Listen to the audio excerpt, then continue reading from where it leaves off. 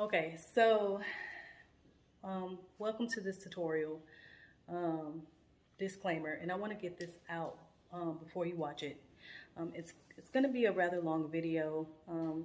I know for a lot of us females who aren't good with woodworking, um, you know, a lot of times, just in general, most people need a actual visual and a step-by-step of how to do things.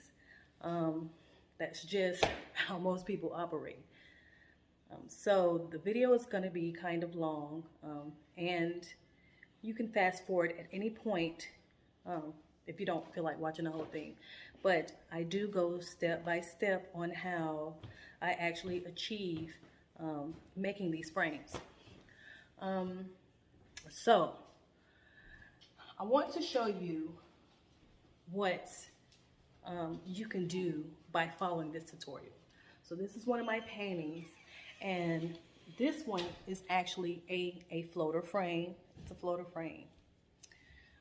This is how I assemble it in the back. And on my artwork, you know, I'll put my name, yada, yada, yada, the name of the painting. So this one, as you can see, has the space. The video that you're about to watch, the tutorial, is actually for one of these. So this is the space that's in between this canvas.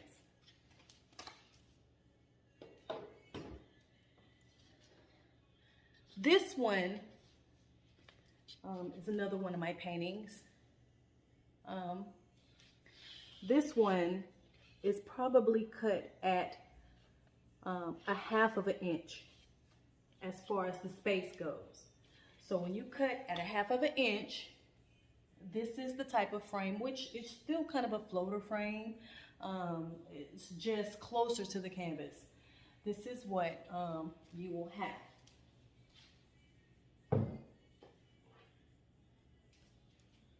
Okay, this one actually is the same, but this one is more of a close-up, if you can see. So the frames that you guys are going to be learning how to make today are frames for these type of canvases. And let me see if I can pull you back just a little bit more so you can get a full visual. So these are the frames that you'll be making. This is the unfinished wood version. This is how I get these canvases on the back.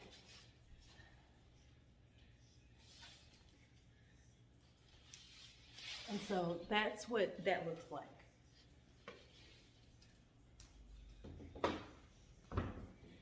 Now, at some point in the video, at the beginning, when I explain to you the measurements of the wood, I talk about wood size and what type of wood you can buy. This is the wood that is the thicker wood. This is what I used to use when I first started my first try on trying to cut the miter shape, because when I first started making frames, I was doing the straight cuts.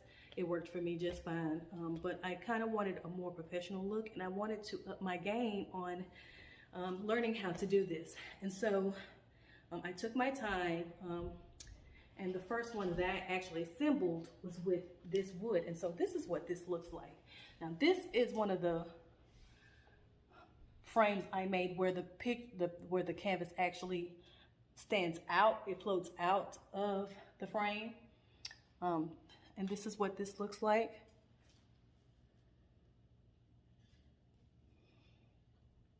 And so the back of these, because this wood is different, I had to actually make these, I don't even know what you would call them, but I had to cut these pegs out, if that's what you want to call it.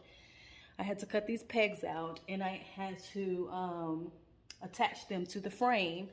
And so then I would attach the canvas to the pegs, hence where you see the screws at. And that's how I made these. And if you guys actually want to see one of these videos on how I make one of these, just leave a comment below, and I'll try to get that done for you.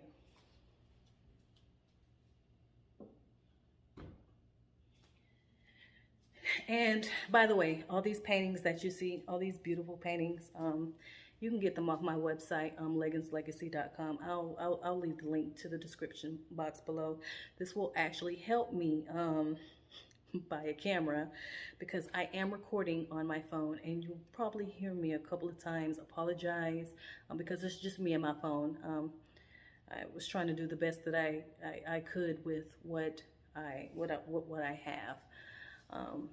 And so, hey, I'm just starting out YouTube like everybody else who probably uses a phone when they're starting out. So that's the situation here. But yeah, I do want to put in a disclaimer. Do make sure you have all the proper tools and the safety materials before attempting to do this. I've been doing this for a little bit now, and so you'll see me freehanding a lot of this stuff, as you'll probably see a lot of people who are cutting wood and using nail guns on YouTube freehand, because they've been doing this stuff for years. I haven't been doing it for years, but I've been doing it long enough to know where to move my hands at, and I have gotten nicked a couple of times, not paying attention. Know better, you do better. So I do want to stress that in the beginning of this video before it starts. Please get some safety goggles. You can get those gloves. I think they have these gloves that keeps metal from going through them. And even if you have gloves that aren't, it will still stop the impact. The pin nail guns aren't as powerful as the brad nails, so it's, you know, it's not gonna go through your hand. But you do want to safety first. That's what I'm trying to say. So I hope you guys enjoy this video. And like I said, I took the time to make this out for you guys. It's hard when you're doing what we're doing. We spend a lot of money just on the painting materials by themselves. So a lot of times we can't afford to actually buy these frames when we want to frame some of our artwork. It's just not possible unless you have it like that. Most of us, I'm pretty sure, don't. So I took the time out in the heat. It's extremely hot here in Metro Atlanta today. The mosquitoes seem to be having a field day with the first couple of hottest days so far we've had this year, because the weather has been wonky and stupid. I don't understand what's been going on with it, but they're out. And I was getting ate up, but I got ate up for you guys. So I hope you enjoy the video, and I hope you guys have a blessed, wonderful week. Good morning, guys. My name is Trisha Legon, and I am the owner of Leggins Legacy. Today I'm going to show you how to make these floater frames. I've had quite a few people ask me how I do these, and from the very first video that I uploaded, which was last year sometime, it's changed quite a bit. And I have a pop-up shop that's coming up, and I'm making a series of 12 by 12 canvases, and so I'll be making a canvas for this guy today, and I will be showing you how to do that the easy way, and it's probably on the cheaper side too. Okay, so let's get started. Okay, so I'm recording this on my my cell phone. I don't have a camera yet. Hopefully I can start getting some subscribers here soon, and I can get a quality camera, and I can actually start recording some quality videos.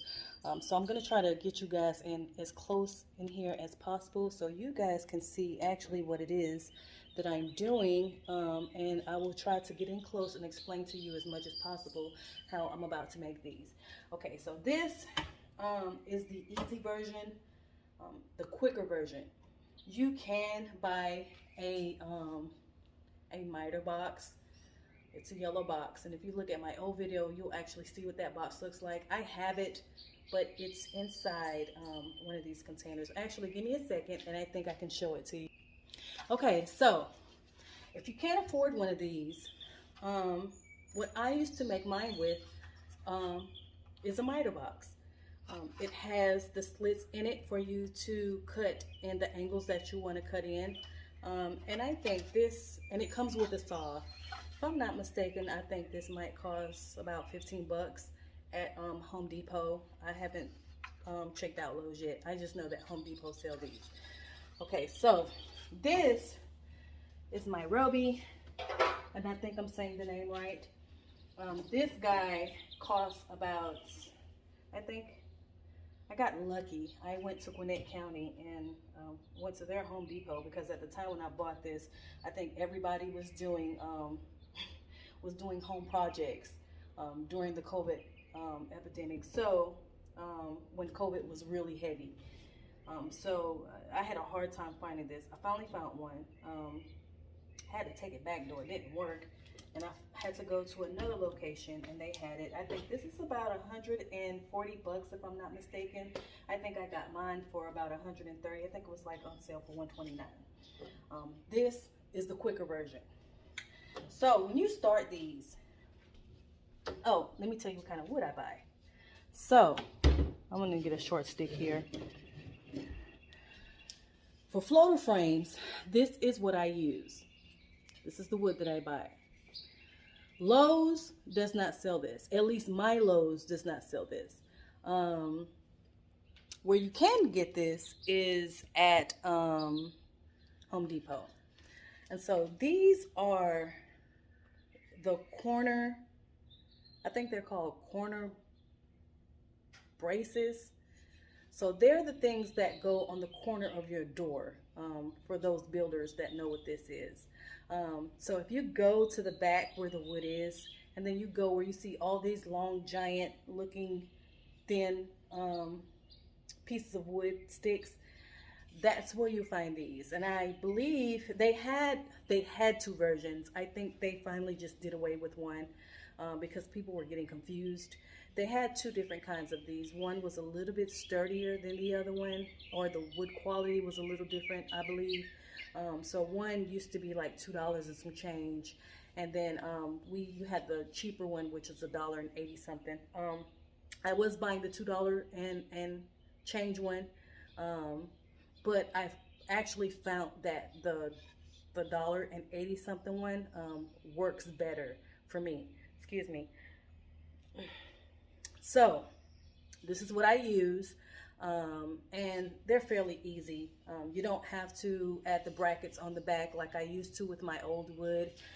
If you want a thicker piece of wood, you can use a thicker piece of wood. This, as a matter of fact, I have one already cut here. This is what I used to use, especially on my bigger canvases when I was the 12 by, excuse me, allergies. The 12 by, not 12, 24 by 48. So I would make these kinds of frames for those type of paintings. And even the 36 by 48s, I would make these type. This, coincidentally, is cheaper than this. This you can get at Lowe's, and that's in fact where I used to buy it from. They used to sell the, I believe, 6-foot sticks, the pine wood. Yes, I believe it's pine wood.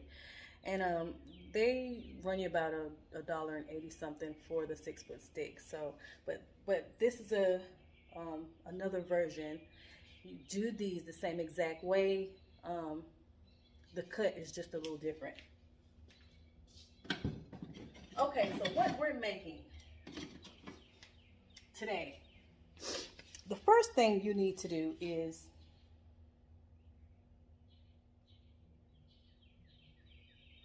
I have a piece of wood already cut. I see. Okay, so the first thing you need to do when you're making these, when you have your fresh piece of wood like this, you want to always turn your miter saw to the left side and it needs to always be at the 45-degree angle. This is where you're going to shape up your piece of wood. So,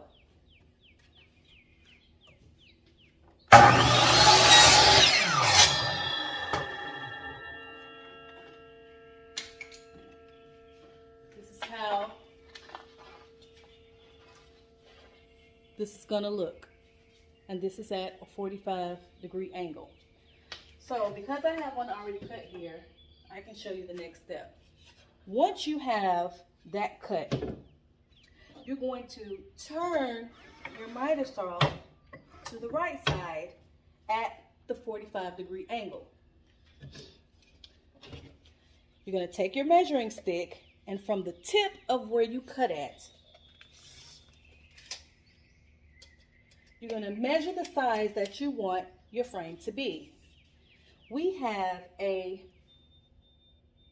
12-inch frame,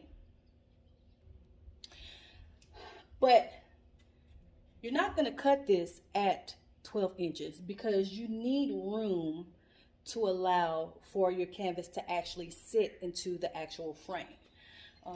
This is where the measurements come in, because you might want an actual floating frame where there's space all the way around the frame, or you might want it to fit snug.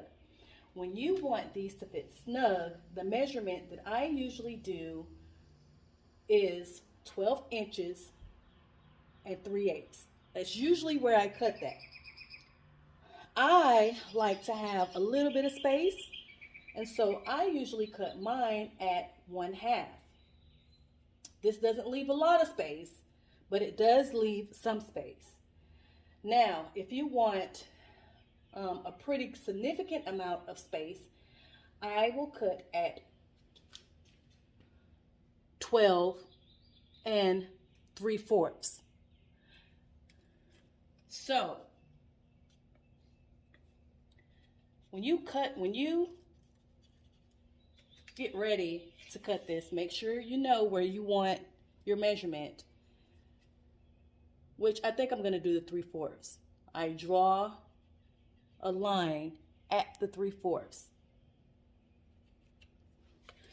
Once I figure out where I want my frame cut, I X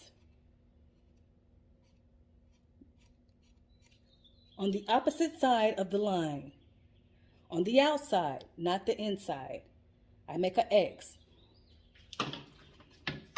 Once I have my blade on the right side, and these come with the light, by the way, so you can actually see the shadow of where the saw is going to cut. Once I have that, I make sure I align my saw with the X, and I proceed to cut.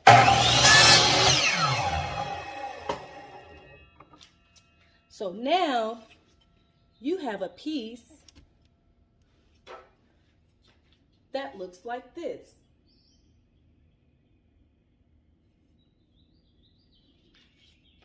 This is what your piece looks like.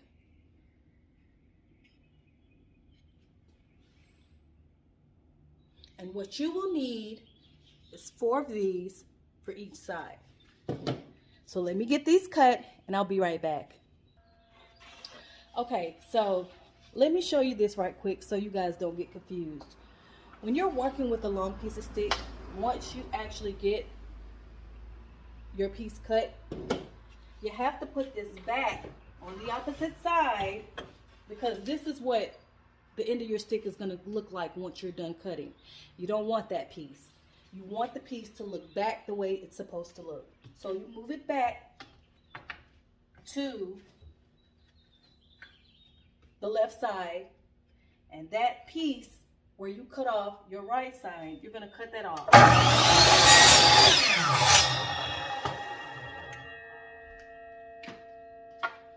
And then you're going to start your process all over again by measuring,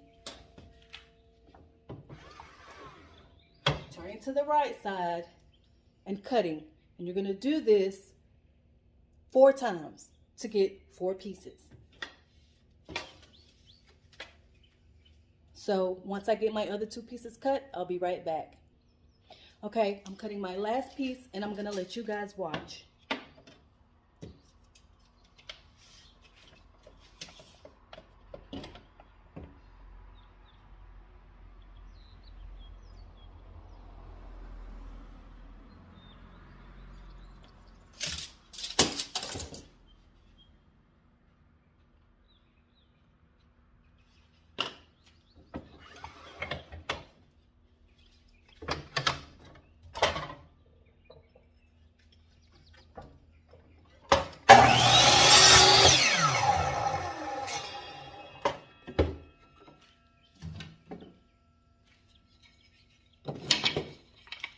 I have all 4 pieces of my wood cut, and I'm going to show you how I get this assembled.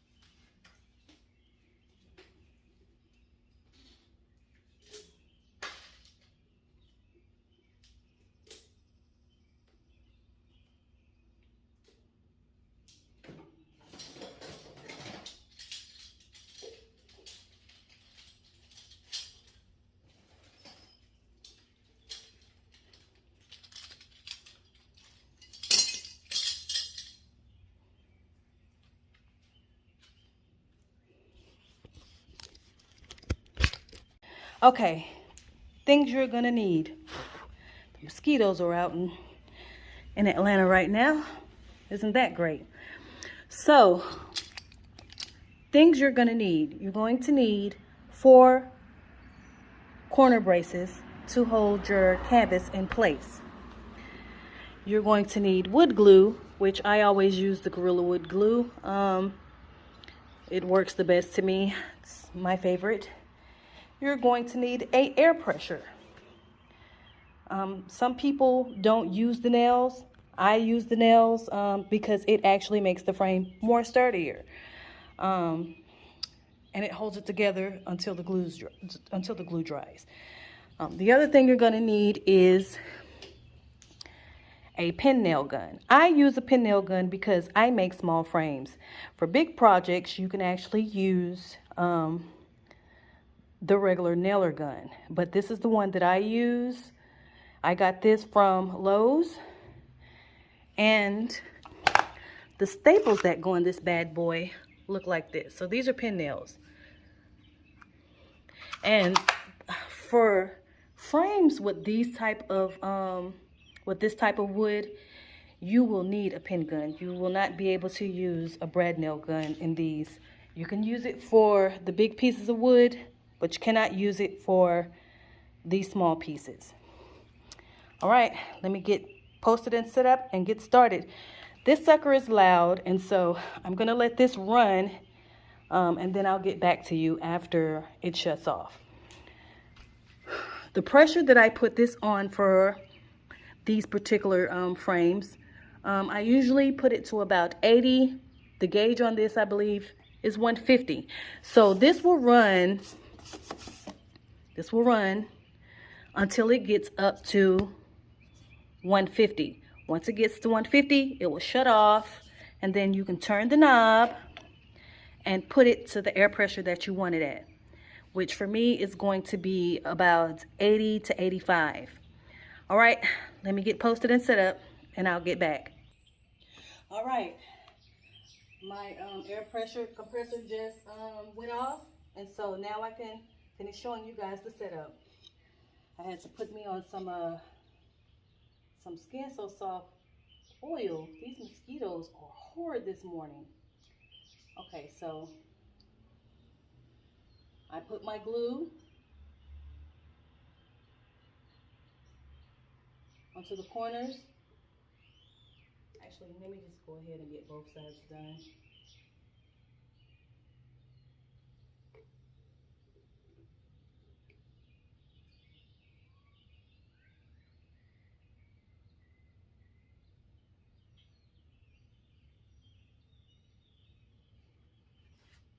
These suckers are huge.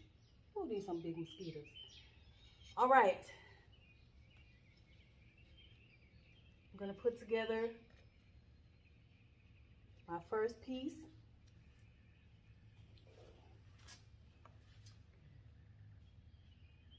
And I always, you can do it by putting your braces on first.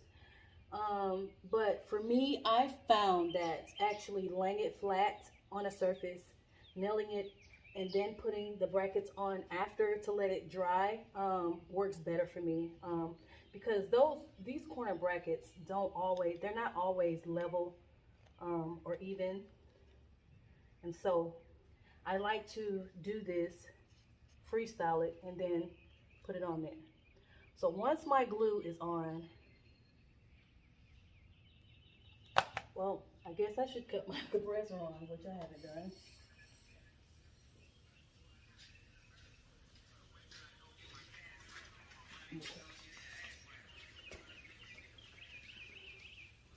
Once I get my compressor on, allergies, and get my wood lined up. Let me make sure this is exactly the way I want it. Okay, there we go.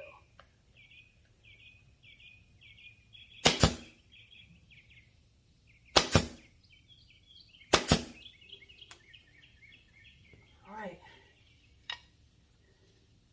Side number 1.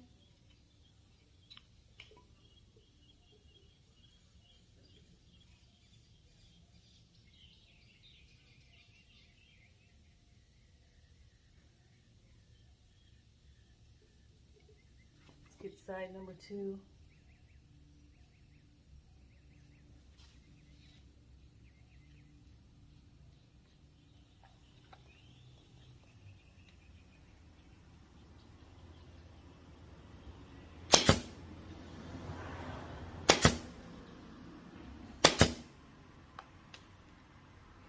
Side number 2.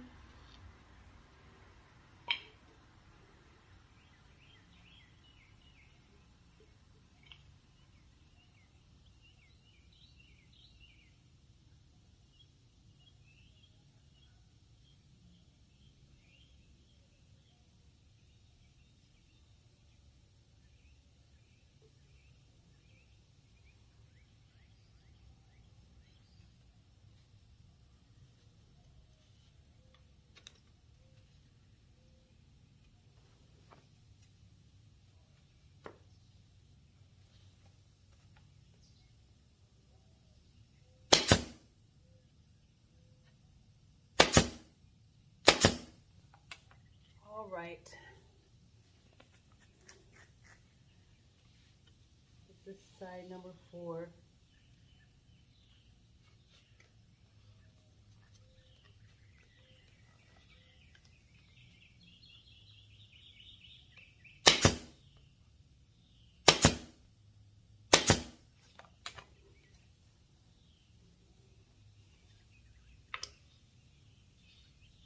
Let's get some reinforcement here.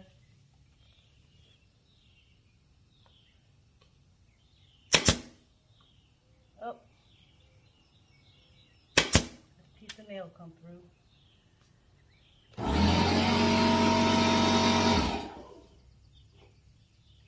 I'm going to show you how to pull these out when they come out the wood, and it's very easy for these to come out. That's why you got to make sure you kind of line yourself up right.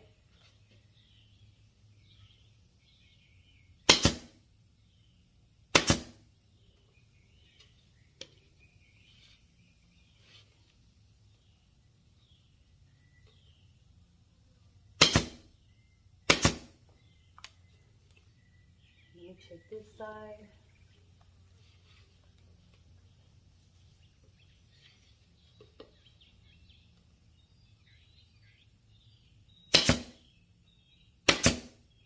Okay.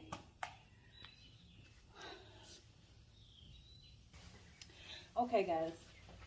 So let's get up close and personal. So this is what the frame will look like assembled. Now, you see these pieces right here. Those are where and this is why I said you need a pin nail gun instead of an actual brad nail gun.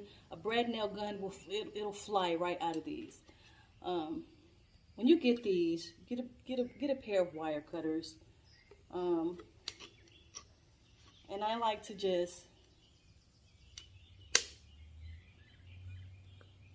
I pull them out. I just pull them out.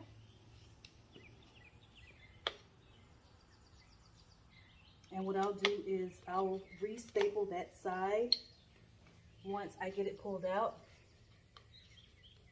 Let me see if I can grab these other two that did this on the inside of this.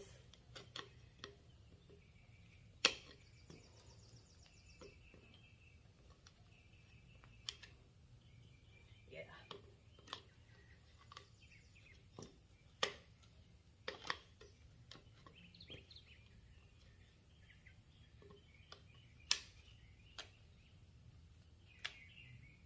Okay, so let's re-staple this. Let's do some reinforcement here.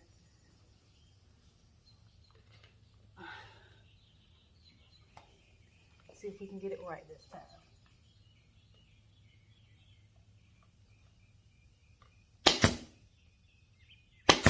There we go.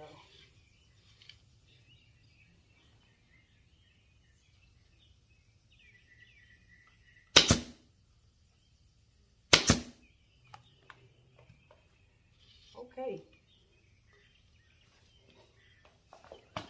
So, move that out the way. And when you're doing this, always wear safety goggles. Please wear safety goggles. Especially if this is your first time doing this. And so once I get this assembled, I go ahead and I put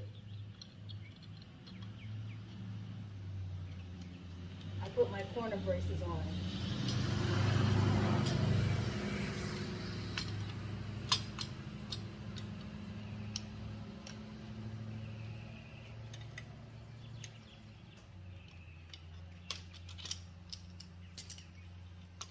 By the way, guys, this black one came from Home Depot.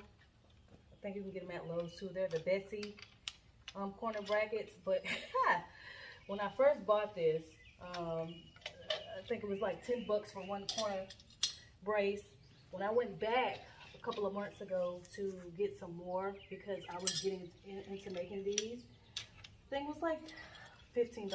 I was like, yeah, no, I'm not paying that much for that. And so I actually wound up doing some Googling and found that Harbor Freight sells these red ones for, you guessed it, a little under 4 bucks. I think they were like $3.99 or something like that. So yeah, if you want to buy these, get them from Harbor Freight. They're way cheaper. Okay, so let me get in close here. So you see these bags that come on the back of these collect sawdust, which is important because I use this sawdust, and I'm going to show you what I use it for. So, see this concoction? This is sawdust and Gorilla Glue. Oh, sorry guys. Gorilla Glue, the Gorilla Wood Glue mixed together. And what I use this for is, you see these right here? This is why I try to lay it flat so you don't have this issue. But I tend to have the issue because none of the pieces of wood are actually cut the same. Now, if you're cutting this wood yourself and you're actually putting it through the little sander smoother thing, and you won't have to do this. But because we're buying our wood already pre-cut, none of these are exact. And so when you put these together, you're gonna, more than likely, you're gonna have this issue. And so what this is for is to fill in these gaps. And it works as a great wood filler. And so I use this to fill in all these spaces that I have in my frame. And by the way, by the end of this, all of this stuff is getting sanded down. So you're not even going to see this. Everything's going to get sanded smooth.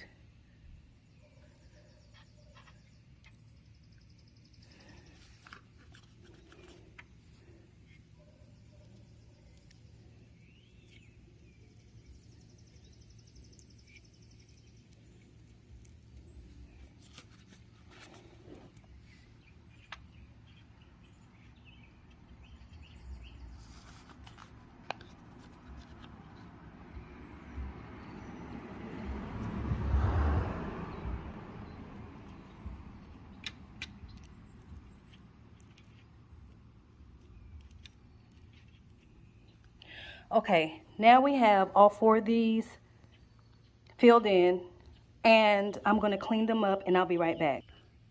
Okay, now that I have these somewhat kind of cleaned up, for the actual corners, I don't use that. That stuff gets pretty hard. What I do use is I use the plastic wood, all-purpose wood filler. And I fill in these gaps.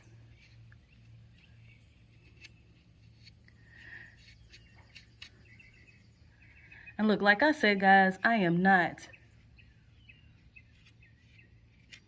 I'm not a professional frame maker. But what I have done is I've learned how to make these myself and make them sufficient enough to work for me. These work for me. They last. They make my paintings look amazing. And so this is, and I've been doing these, I've been making this kind for a couple of months now. The more you do it, the easier it'll get. And so you kind of learn how to make it work for you, which is essentially what I'm telling you guys. Learn how to make this work for you. It's not really that hard.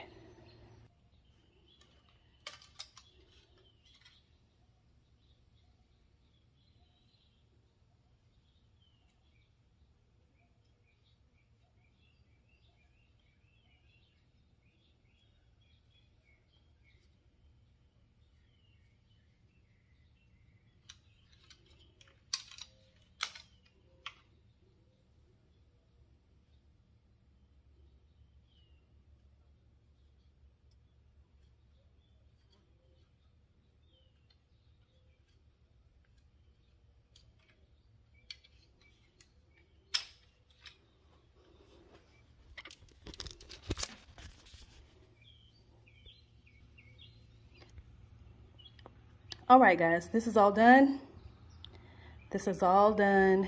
When it dries, I'll be back to show you how I sanded and the finished results with the canvas in it. Okay, last part of the video. Since in the beginning of this video, in the introduction, I actually show you the back of these canvases, these frames with the canvas attached, what it looks like. I don't have to wait to do all that stuff for you guys. I'm just going to actually show you, give you a demonstration on what you need. So, you know, like I said, once all of this dries, get you some sandpaper and sand these. And let me show you the best sandpaper to buy. Let me show you. Okay. So, don't get the really coarse sandpaper. You can use the Craftsman, the 320. And I have a sander, but I do these by hand because they are fragile. And so I use either this one, and this sandpaper is black, by the way. Let me show you guys. Okay, so that's what that looks like. Or you can go to Home Depot, and they have this, and this is the 180 sanding paper. It's also a light grit, and you just want to sand your whole canvas, your whole frame down, your whole frame down, and make it nice and smooth for your painting. Okay, so last step to this. You're gonna need a drill gun. And what I do is I use, and let me see if the size is on here. This is a 1/8. This is the one that I always use. So I attach this to my drill gun, and I drill a hole on the 4 corners